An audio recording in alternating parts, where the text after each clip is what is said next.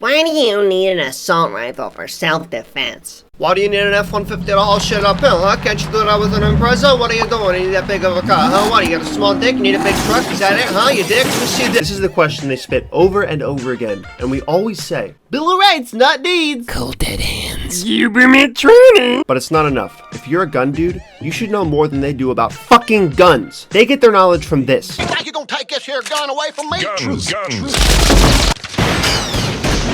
You get your knowledge from this. So the minute you start flexing facts, they back off. So you ask them, compared to what? A pistol? Well, the obvious advantage of a pistol is it's smaller than a rifle. That's about it. So the assault rifle has higher velocity, capacity, stability, and intimidation factor. Velocity for a standard 9mm full metal jacket out of a Glock 17 with a 4.48-inch barrel is 1,250 feet per second. That's with a projectile weight of 117 grains. Velocity for a standard 5.56 full metal jacket out of an AR-15 with a 16-inch barrel is 2,820 feet per second. That's with a projectile weight of 60 grains. The highest capacity 9mm pistol of now is the CZ-P09. It comes in at 19 plus 1, that's 20 rounds. The standard capacity for a 5.56 AR-15 if you don't live in the pause zone is 30 plus 1, that's 31 rounds. When you fire a pistol, the recoil heads straight back from the chamber, and in a pistol that leads to muzzle flip because of the high bore axis. This varies with different makes of pistol. When you fire an AR-15, the recoil does the same thing, but since the bore is in alignment with the stock, the recoil travels straight back, minimizing muzzle flip. Intimidation factor is pretty obvious, or liberals wouldn't be having this argument. What would you rather have a threat looking down? This? Or this? If you're ever going to be in a violent confrontation, you want the advantage. That's why cops wear body armor, it's why soldiers carry M16s and not AR-15s, and why people use alarm systems and not the Macaulay Culkin cookbook. Oh my god. There's this saying that a pistol is meant to get you to a rifle, because a rifle is just a better pistol. And if you had 3 dudes breaking into your house, what would you want? More rounds or less rounds?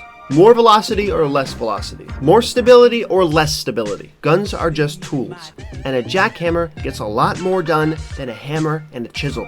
That's why I need an assault rifle. Then you'll get the inevitable but.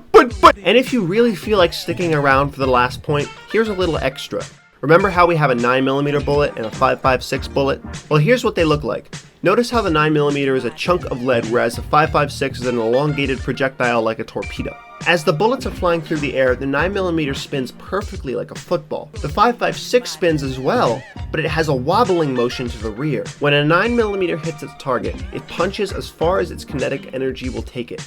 That means the energy is going to follow all the way through. Basically, it's going to penetrate and keep penetrating. The 5.56, however, with its wobble, is looking for any excuse it can take to tumble. If the round hits something, it's going to start spinning and tumbling. This means that all the energy it's carrying is going to get dumped into whatever it hits first. Basically, penetration to begin with, but the kinetic energy rapidly drops from there on out. So basically we have a bullet designed to carry its energy versus a bullet designed to dump it. Why do I want the one that's designed for the latter? Because I want to shoot less and I don't want to kill my neighbor. I might need to shoot a guy 3 to 4 times with a 9mm for him to drop, maybe even more.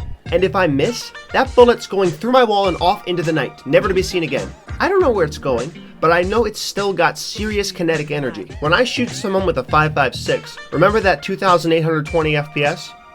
The majority of that energy, because of the tumbling, is going to get dumped into the bad guy right away.